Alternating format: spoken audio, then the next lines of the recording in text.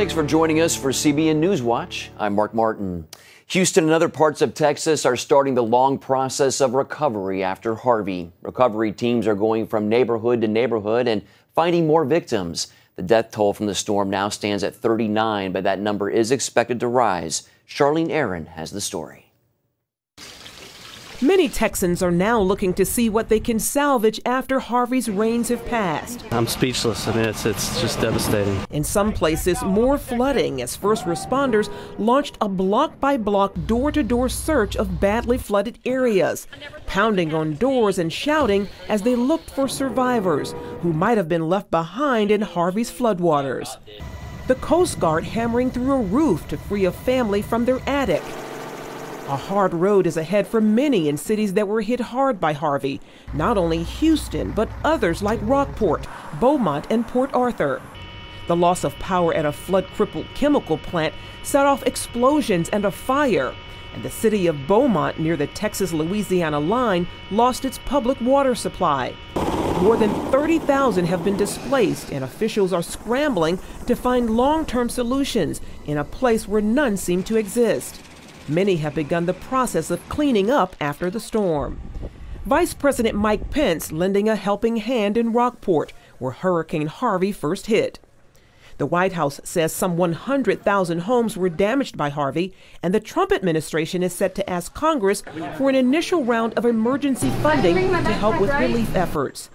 In an exclusive interview with CBN News, the president said faith-based organizations have played a large role in helping those affected by Harvey. Faith-based organizations have been incredible, President Trump told CBN News, so I can just say I want to thank them very much.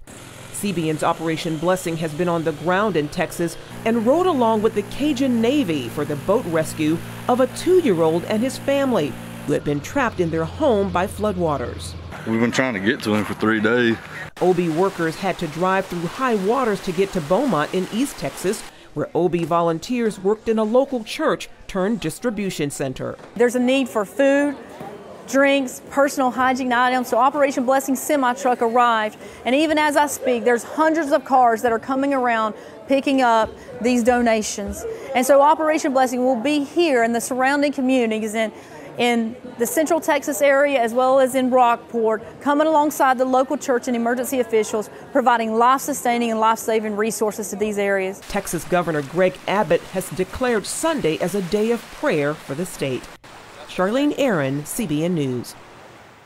While Houston is beginning to dry out, other parts of the state are still underwater. CBN's national security correspondent Eric Rosales brings us that part of the story. The sun may be out and the rain has stopped, but the cleanup effort is just beginning. We are in League City, Texas, and you can see how high the water got on a lot of these homes, nearly to the roof line, if not more. The dining room right here, and we had to take all the wood floor up in here. 4 feet of water came flowing into the home of the LeCaves, but they still say God is good as their family all made it through. It is, it's hard, but we have all our family members came over and helped, so we're fine, we're fine. God protected us. He's blessed us, and here we are to talk about it. 51 and a half years of marriage, so we're blessed. This is one of the things that we're seeing. Family after family are just trying to go through their items. One of the items that they are trying to salvage are pictures. All of the neighborhood right here is just rallied together, and we're happy. Mandy Courier couldn't be more proud of her husband. He used his fishing boat to save lives, including Danielle Simpson. You see these stories of people getting caught up in the waters and dying, and we're alive and we're here, and that's God. My photographer Mario Gonzalez and I nearly got caught in those waters as we tried to make it into flooded Beaumont. Oh Lord, please help us. Get us through this. Get us through this, Lord. Please, please, please, please, please. The roads in and out of the city look like this. Water flowed near the hood of our SUV, but we eventually made it across. We decided to continue our fight another day and give it 24 hours for the flood waters to recede. We want to thank the good folks over at First Baptist Church in Hampshire, Texas, for putting us up for the night and feeding us. All these people do is give back. A lot of these people have lost their homes, their houses are underwater. You said 90% of them that are working in the kitchen right now. 90% of the people in the kitchen. Definitely serve a loving God and a giving God. and this community here is an awesome community. You know, people talk about, oh, I'm going to move from here. I don't care where you go, you're not going to find it. This community has pulled together so much that everybody helps one another. We were on an island. Nobody could get in and nobody could get out. And God provided so much food, so much water. It was truly amazing. Jeff Burdick sells insurance in the area. He says with Hampshire only 18 miles from the Gulf, most homeowners have wind damage insurance, but less than 20% carry flood insurance. But together, this Texas community says they will do like Jesus and serve one another. The lights may be out here in the sanctuary, but the spirit of Jesus is shining bright. From Hampshire, Texas, Eric Rosales, CBN News. Thank you, Eric. There is another storm brewing in the Atlantic. Hurricane Irma is already a Category 3 storm with 115-mile-an-hour winds. It's expected to grow stronger in the days ahead. So far, there are too many projections, that is, to predict whether it will hit land. Well, we normally expect to pay more for gas over holiday weekends like Labor Day, but Harvey is causing prices to spike even earlier. AAA says they've already gone from about $2.35 a week ago to $2.45 now. The biggest jump is in Texas, where residents rush to fill their tanks. Even though Hurricane Harvey is disrupting refineries in Houston, regulators say the problem isn't supply, but demand, because people are panicking. One state official says Texas has more than 230 million barrels of gasoline, and drivers should simply wait a few days to fill up. Refineries are hoping to resume normal flow by Sunday. Latino evangelicals are calling on President Trump to protect young immigrants known as dreamers. They're the children of parents who came to America illegally. The president must decide the future of the Deferred Action for Childhood Arrivals, or DACA program. DACA allows some 800,000 dreamers to legally work and study in the U.S. Reverend Samuel Rodriguez, president of the National Hispanic Leadership Conference, says he fears the dreamers will be deported if the president does not support DACA. He says that would not only be anti-American, but anti-biblical as well. Not too long ago, Heather Sells caught up with two dreamer sisters who are praying the president will act in their favor. It can be very, very stressful. I think they don't understand how pressing it is, that it's literally our lives at stake. Daniela Gonzalez and her sister Andrea are both dreamers. When they were children, their family fled food shortages and violence in Venezuela. Their father, a Southern Baptist pastor, had a religious worker's visa. A few years later, an immigration nightmare began. We found out that our lawyer who was working on our papers had just dropped the ball and didn't reapply for our current status. That mistake meant they had illegal status, and that meant no financial aid for college or opportunities to legally work. Reverend Tony Suarez helps lead the National Hispanic Christian Leadership Conference and is fighting for the dreamers. Everyone that is in the country in this limbo status of being undocumented, these what I would really look at as victims of the situation. It was not their choice to come. The Gonzalez sisters and other dreamers have since been able to apply for work permits under what's known as the DACA program, which started 4 years ago. But the permits only last 2 years, and they're not guaranteed. But Daniela and Andrea say that ultimately they are not waiting on the president. They are relying on the Lord. And I don't think that I would have pulled through any of this if it wasn't for my faith, if it wasn't for believing in a God that has purpose in the tragedy and the beauty and the goodness in everything that happens to us. Reporting in Virginia Beach, Heather Sells, CBN News. In other news, a federal judge fined pro-life advocate David Daleiden and his attorneys $200,000 when videos the judge barred appeared on the attorney's website. The district court judge hopes it will cause them to obey his rules in the legal battle over the undercover investigation and videos by Daleiden's The Center for Medical Progress.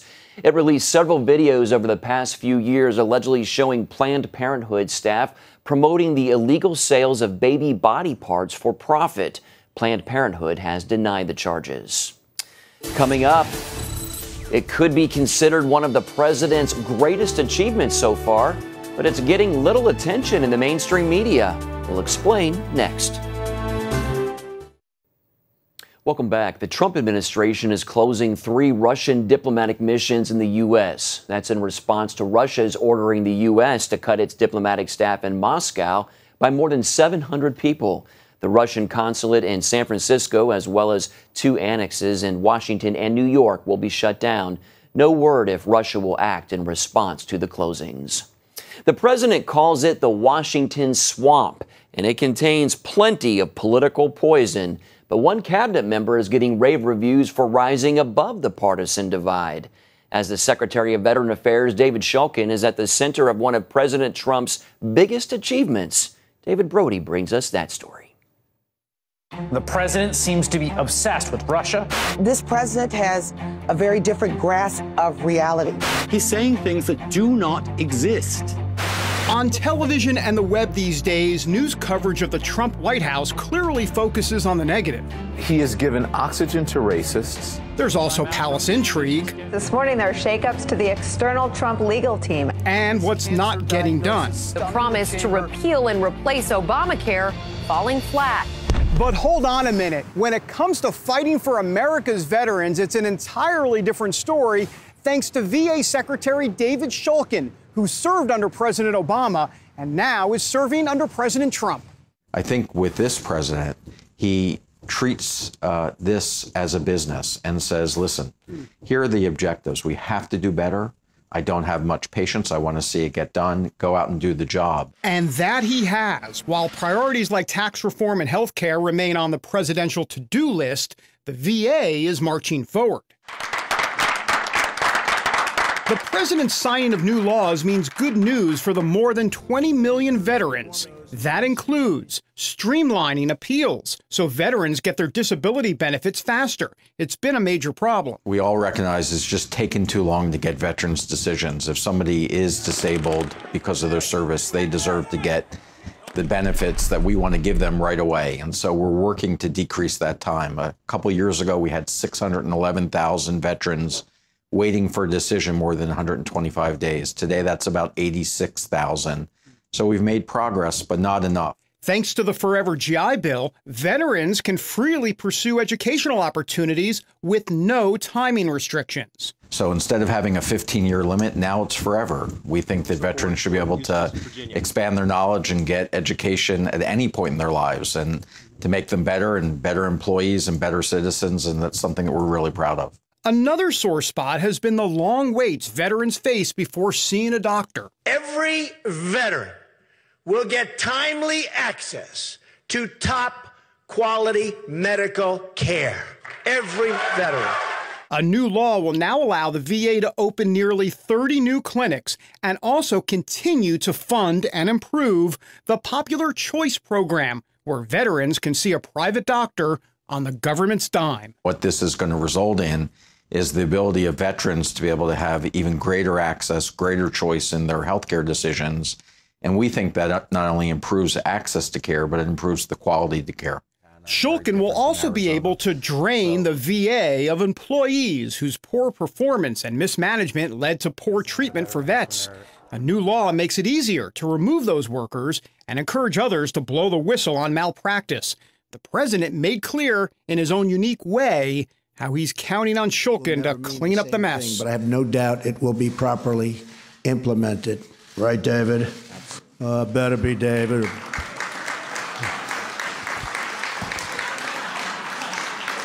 We'll never have to use those words. We'll never have to use those words on our David. He also brings the credentials to the job. The Yale-educated doctor has been named one of the 50 most influential physician executives in the country. But watch this, Mr. President. If we need to bring in a specialist. One of his most impressive accomplishments came in one of the most divided times in our country. He's the only Trump cabinet member receiving unanimous confirmation in the Senate. I think he actually passed 100-0. When I heard that vote, I said, where did that come from? It's the one area Democrats have lined up alongside President Trump, and in Secretary Shulkin, both parties believe they have the right man, and that made a recent decision stand out even more. You were the designated survivor at the State of the Union address the president did in February.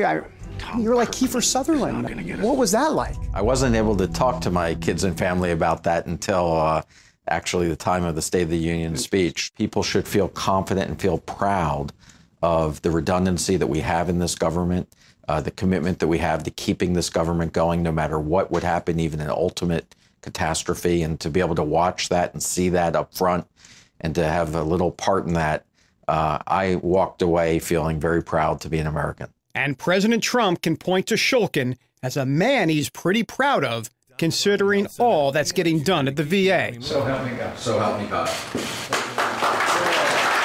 David Brody, CBN News, Washington. Up next, it's a moment of peace in the aftermath of Harvey, caught on video and now gone viral. You just have to see this. Stick around. President Trump is returning to Texas on Saturday to visit some of the areas hardest hit by the storm. He's also pledged $1 million of his own money to help with relief efforts. In an exclusive interview with CBN News, the president said faith-based organizations have played a large role in helping those affected by Harvey. Faith-based organizations have been incredible, President Trump told CBN News, so I can just say I want to thank them very much. CBN's Operation Blessing International has been on the ground in Texas, providing aid to some of the areas facing the worst storm damage. You can learn more about our sister ministry's efforts there and how you can help at ob.org.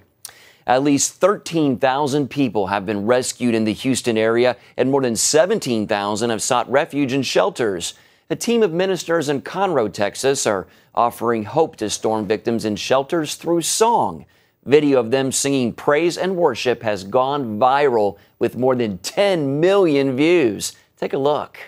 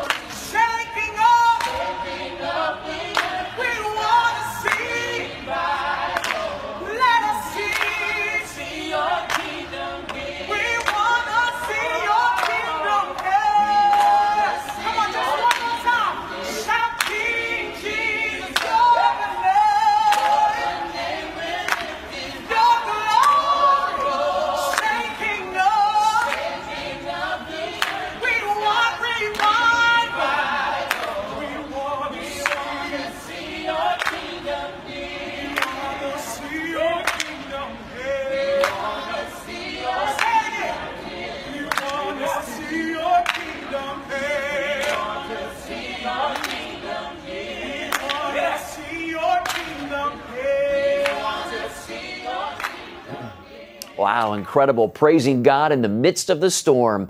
Up next, what some children in New York are doing to help some of the furry victims of Hurricane Harvey. Stay with us. Thanks for staying with us. Many pets are often displaced and lost during natural disasters like Harvey. Some children in Hamburg, New York were seeing reports about animals in need after the storm and decided to do something about it. They opened a lemonade stand selling the refreshing beverage for 25 cents and plan to donate their profits to Houston's Society for the Prevention of Cruelty to Animals. They saw some of the cats and dogs being rescued, and they really wanted to help them out. Animals are in the flood, and we want to help them not die. Oh, that's awesome. They did a great job raising $160 to help save animals. Good for them, something they'll never forget. Well, that's all for now on CBN NewsWatch. You can actually find more of our exclusive coverage of the issues you care about most at cbnnews.com. And tell us what you think about the stories you've seen here. You can do that by emailing newswatch@cbn.com or talk to us on Facebook, Twitter, and Instagram. Hope you'll join us next time. Have a great day.